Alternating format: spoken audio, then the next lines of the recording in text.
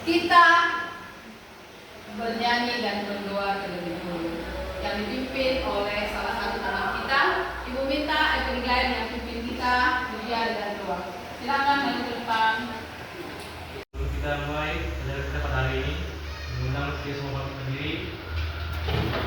Kemudian berkata yang adalah 1, 2, mulai. Ya.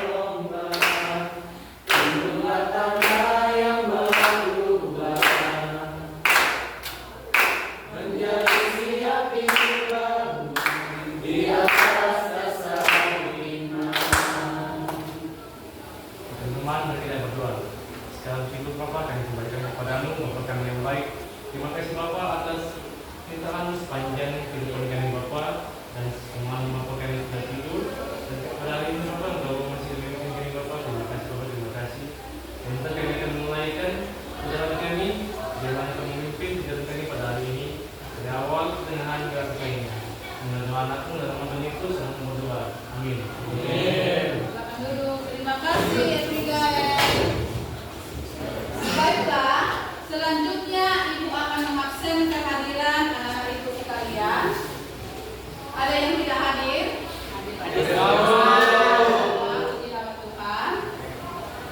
Kita akan masuk ke dalam materi kita pada hari ini, yaitu bisa lihat ke depan. Selanjutnya kita akan masuk ke materi pembelajaran kita pada hari ini, yaitu dengan judul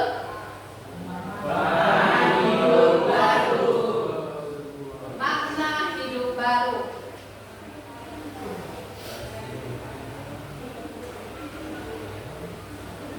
Apa janji Tuhan untuk memperbaharui manusia dengan alam? Satu orang menjawab, silakan berdiri. Janji Tuhan ialah memperlakukan lingkungan hidup sebagai sesama ciptaan yang harus dikasihi, dijaga, dipelihara, dan dilindungi. Oke, terima kasih, Gabriel. Terima kasih, Bu. Yang kedua, apa yang dimaksud dengan Allah sebagai pembaharu kehidupan? Silakan dijawab oleh Christian. Allah sebagai pembaru kehidupan berarti Allah mengambil inisiatif untuk mendatangi dan memperbarui manusia. Oke, terima kasih Christian. Silakan duduk. Baik anak-anak. Dari materi makna hidup baru ini, kita pun memiliki tujuan pembelajaran. Tujuan pembelajaran kita pada hari ini adalah kita baca secara bersama-sama. 1, 2, 3. Mampu memahami makna hidup baru. Mampu menganalisis hal-hal yang dapat diamati pada orang lain tentang perubahan karena mengalami hidup baru. Mampu menganalisis hal-hal yang terjadi pada hidup baru. Baik anak-anak ibu sekalian, jadi konsep hidup baru dalam iman Kristen itu berkaitan erat dengan konsep pertobatan. Pertobatan adalah perubahan hati yang terjadi ketika seseorang secara pribadi mengakui dosa-dosanya kepada Allah, menyesalinya, dan memutuskan untuk meninggalkan hidup yang tidak berkenan kepadanya. Yang tidak berkenan kepadanya berarti yang tidak berkenan kepada, yang tidak berkenan di hadapan Tuhan ya. Jadi dalam hal ini hidup baru itu dimulai ketika seseorang mengalami pertobatan dan menerima anugerah keselamatan melalui iman dalam Yesus Kristus. Nah, anak-anak ibu sekalian, pertanyaan yang sangat penting yang ibu harus tanyakan ke kalian, mengapa orang Kristen itu harus hidup baru? Si Kristi silakan baca, jawab. Mengapa orang Kristen itu harus hidup baru?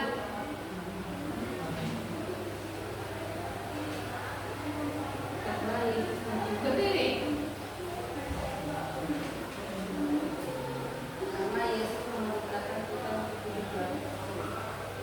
Nah, sesungguhnya jika seseorang tidak dilahirkan kembali, sekarang mari kita buka Alkitab kita yang terdapat dalam kitab Yohanes 3 ayat 3. Sama-sama kita bacakan.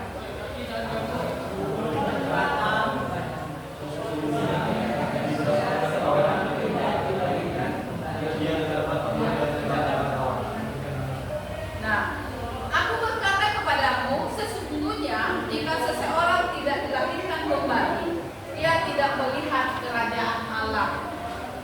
Bagaimana menjalankan hidup baru itu? Ayo Wika, silakan jawab, berdiri. Kita harus menerima Yesus sebagai Tuhan dan kita juga harus hidup di dalam pertobatan yang akhirnya mempelajari dan hidup ini. Oke, terima kasih. Silakan duduk.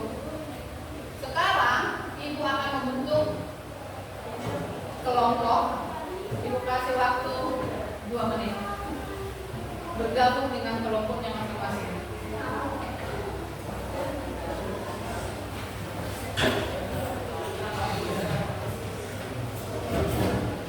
Pastor, silakan bergabung dengan kelompok itu.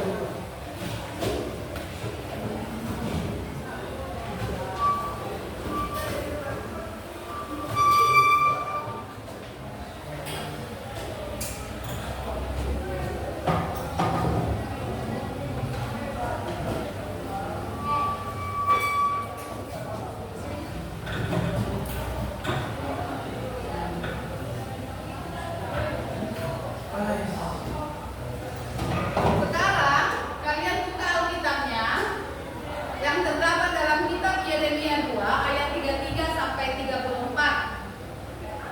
Oke anak-anak ibu, silakan buka Alkitabnya yang terdapat di dalam kitab Yeremia 2 ayat 33 sampai 34. Satu kelompok membacakan, yaitu kelompoknya dikatakan.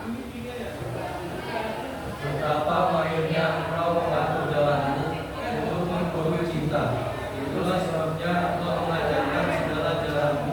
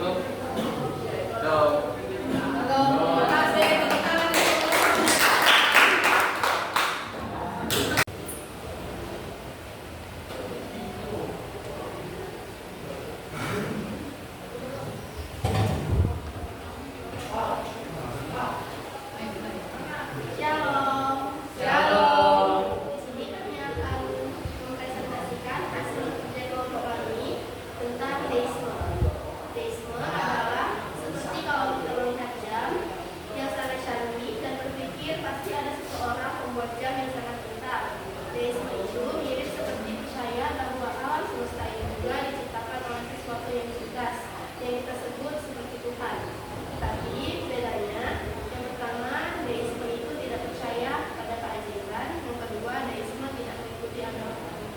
Sekian dari kelompok kami. Terima kasih Bapak. Sekarang silakan maju kelompoknya Lewi dan kawan-kawan.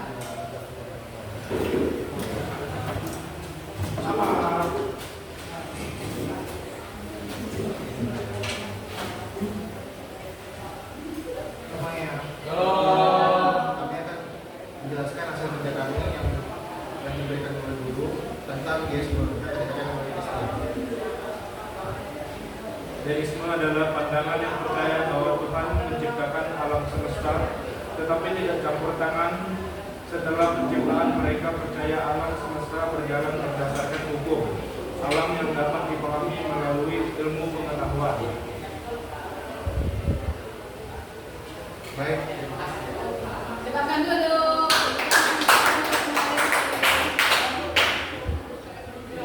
Jadi anak-anak itu semua, kesimpulan dari materi kita hari ini adalah kita akan membaca secara bersama-sama dari kitab Titus 3 ayat 5. 1, 2, 3. Pada waktu itu Dia telah menyelamatkan kita bukan karena perbuatan baik yang telah kita lakukan, tetapi karena rahmat-Nya oleh pengabdian kelahiran kembali dan oleh pembaharuan yang dikerjakan oleh Roh Kudus. Jadi dari ayat ini, ayat tersebut bahwa pembaharuan merupakan perubahan sifat seseorang yang adalah tindakan Allah dalam memberikan kehidupan rohania kepada orang yang berdosa dan kepada orang yang bertobat ketika ia menerima Tuhan Yesus Kristus. Demikian pembelajaran kita hari ini. Kita akhiri dengan doa. Ibu akan pimpin kita berdoa. Silakan berdiri. Dawa. Mari kita bersatu di dalam doa. Terima kasih Tuhan, terima kasih Yesus atas kebaikan dan kemurahan Tuhan yang terjadi di dalam setiap kehidupan kami yang ada di tempat ini. Kami boleh belajar, kami boleh memahami arti dari makna hidup baru. Kiranya Tuhan Yesus Engkau selalu hadir bersama dengan kami, perbaharui kami Tuhan, agar kami berjalan seturut dengan kehendak Bapa. Ampuni kami Bapa atas segala dosa dan pelanggaran kami, layakkan kami selalu di hadapan Tuhan. Inilah doa anakku, di dalam nama Tuhan Yesus Kristus kami berdoa dan mengucap syukur. Amin.